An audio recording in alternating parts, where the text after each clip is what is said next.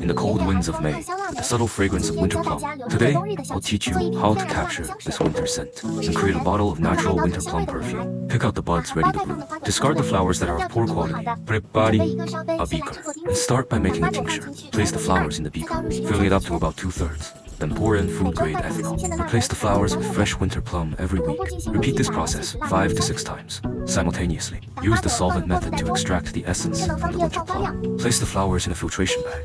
This makes it easier to change the flowers. Put on gloves, and pour in petroleum ether or hexane. Again, change the flowers every week, and repeat this 5 to 6 times. After 2 months of changing the material and soaking, the tincture will darken in color. Filter out the soaked tincture and set it aside. This is the soaked petroleum ether extract. Take it to the lab next door for further processing. Distill the petroleum ether extract at low temperature and low pressure to extract the wax and oils in a vacuum environment. Distill at 25 degrees Celsius, while ensuring that the delicate nature of the flowers is preserved, without damaging their fragrance. After the solvent evaporates, it condenses into liquid through a condenser. Seal it up and collect it. As the refining concentration increases, the solvent in the distillation bottle will become darker and thicker.